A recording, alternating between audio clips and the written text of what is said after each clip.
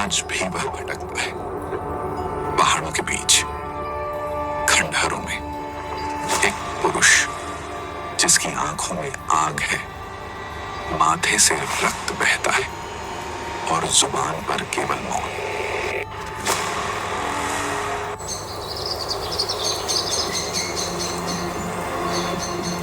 एक कथा है, एक दंत कथा जो पीढ़ियों से सुनाई जाती है।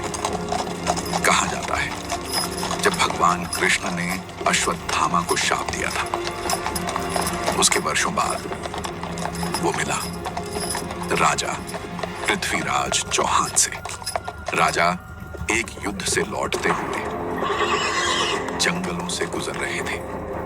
तभी घनी झाड़ियों से एक घायल पुरुष बाहर आया। उसके माथे से रक्त बह रहा था, घाव चमक रहा था। उसने सहायता मांगी। राजा पृथ्वीराज चौहान जाने जाते थे अपनी चिकित्सा विद्या के लिए। उन्हें जंगल की जड़ी बूटियां, औषधियां और उपचार की विधियां आती थीं। पर जैसे ही उन्होंने उस अजनबी से बात की, उन्हें कुछ अजीब महसूस हुआ। वो पुरुष राजा से भी ज्यादा जानता था, बहुत ज्यादा। फिर भी उसका घाव कभी नहीं भरा था। तभी राजा समझ गए ये कोई साधारण व्यक्ति नहीं था।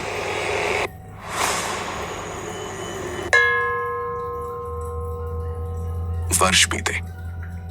दूर हिमालय की शांति में एक सन्यासी ने दावा किया कि उसने उसे देखा। एक लंबा पुरुष जिसके माथे पर गहरा घाव था, जो चुपचाप बैठा था पहाड़ों के बीच, मंत्रों का जाप करता हुआ। सन्यासी ने धीरे से पूछा, क्या आप अश्वत्थामा है? पर वो पुरुष कुछ नहीं बोला, बस खड़ा हुआ और धीरे धीरे चला गया।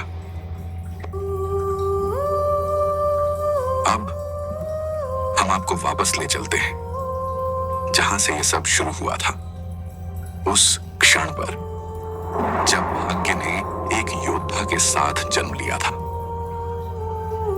आसमान गरज रहा था, धरती जैसे सांस रोक चुकी थी। उसी पल एक बच्चा इस धरती पर आया, माथे पर चमकता हुआ रत्न, जैसे खुद भगवान ने छूकर भेजा हो। उसका नाम था अश्वत्थामा।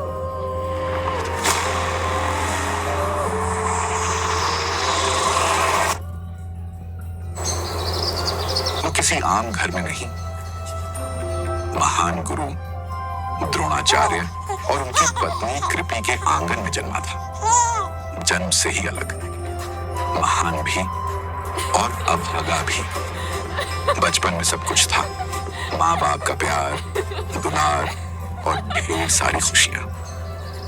पर किस्मत को कौन रोक पाया है? खून में ब्राह्मणों का तेज था, पर पेट में अक्सर भूख। अश्वत्थामा का बचपन गरीबी और संघर्ष में बीता, पर उसी दीवानगी में लिखा था, बड़ा आदमी बनना है, हर कीमत पर। वक्त बीता और फिर द्रोणाचार्य उम्मीद लेकर पहुंचे राजा द्रुपद के दरबार। पर वहां मिला अपमान, और उसी अपमान से जन्मी एक नई शक्ति। द्रोण अब पहुंचे हस्तिनापुर, मांगने नहीं, विद्या देने। वो बने कौरवों और पांडवों के गुरु, और उनके साथ साथ उन्होंने अपने पुत्र को भी शस्त्रों और शास्त्रों का ज्ञान दिया। अश्वत्थामा का झुकाव और दोस्ती दुर्योधन और कौरवों की ओर थी। अर्जुन की प्रतिभा हर बार चुभती थी कौरवों को, और वही चुभन धीरे धीरे अश्वत्थामा के भीतर भी घर कर गई।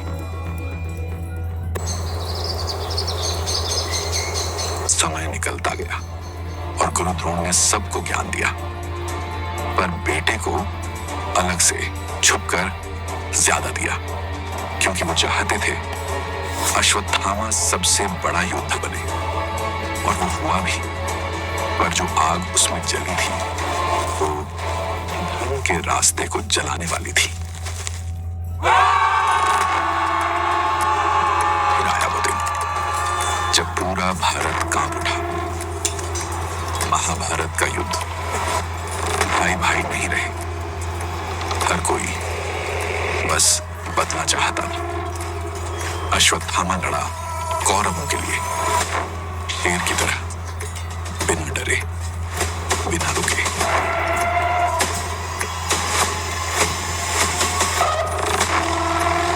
पर फिर कुछ ऐसा हुआ जिसने सब कुछ बदल दिया। पांडवों में अफवाह हो गई, अश्वत्थामा मारा गया, पर वो एक हाथी था। द्रोणाचार्य ने सुना और समझे उनका बेटा मर गया। हथियार गिर गए, दिल टूट गया और उसी क्षण गुरु मारे गए। उस रात अश्वत्थामा सिर्फ टूटा नहीं था, अंदर से बिखर चुका था। पिता की मृत्यु का दुख अब सिर्फ एक आग था, विनाश की आग।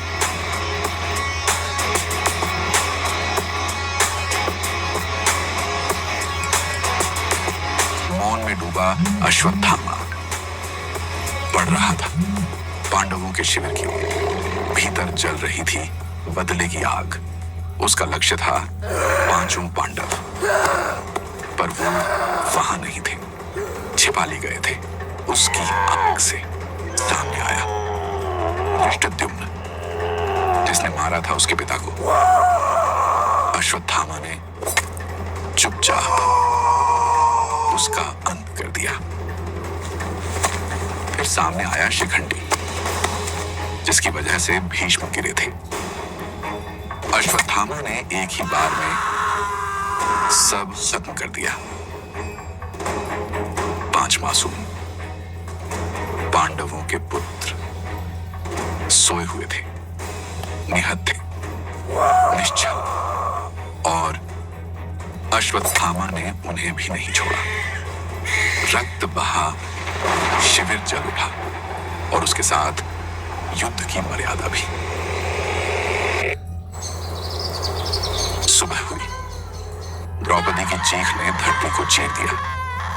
मां की चीख थी वो, जिसमें हार थी, जिसमें आग थी। उस दिन पांडव युद्ध नहीं हारे, इंसानियत हार गई थी। पर कहानी यहीं खत्म नहीं होती। अश्वत्थामा शिव जी के चरणों में गिर पड़ा। उसके पिता ने उसे ब्रह्मास्त्र चलाने की विद्या सिखाई थी, लेकिन उसमें वह शक्ति नहीं थी। उसने भगवान शिव से शक्ति मांगी और शिव ने उसकी प्रार्थना सुन ली। उसने धनुष उठाया और छोड़ा ब्रह्मास्त्र।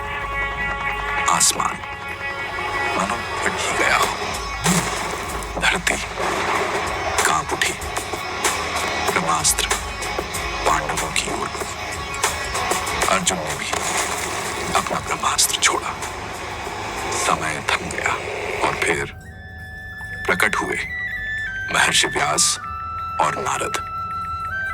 उन्होंने कहा, ब्रह्मास्त्र वापस लो, नहीं तो सारा जीवन समाप्त हो जाएगा। अर्जुन ने आज्ञा मानी, लेकिन अश्वत्थामा उसे वापस लेना नहीं आता था, तो उसने उसकी दिशा बदल दी और निशाना साधा उत्तरों के गर्भ में पल रहे बच्चे पर। पांडवों की एकमात्र आशा मिटा दी गई। लेकिन कर्म कभी व्यर्थ नहीं जाता। भगवान कृष्ण ने उस बच्चे को फिर से जीवन दिया। वह बालक परीक्षित जिंदा रहा। पांडव वंश बच गया, लेकिन अश्वत्थामा अब दंड भुगतेगा। कृष्ण ने कहा, तू जिसने सोते हुए बच्चों को मारा, जिसने अजन्मे जीवन को मिटाया, तू मृत्यु के योग्य नहीं है।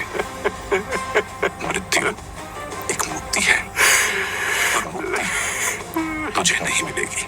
कृष्ण ने उसके माथे से वह दिव्य मणि छीन ली। रक्त बहा, शक्ति चली गई। अब तू 3000 वर्ष तक इस धरती पर भटकेगा। तेरे घाव कभी नहीं भरेंगे। मनुष्य तुझे ठुकराएंगे, पशु तुझसे डरेंगे। न तुझे मृत्यु मिलेगी न शांति। अश्वत्थामा चीखा। जंगल उसे निकल गया। दुनिया आगे बढ़ गई, लेकिन वह वहीं रह गया।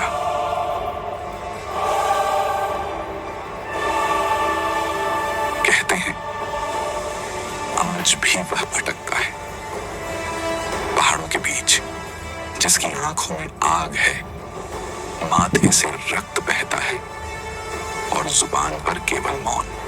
कोई नहीं जानता वह कहां है, लेकिन लोग कहते हैं वह प्रतीक्षा कर रहा है। भगवान विष्णु के अंतिम अवतार कल्कि का।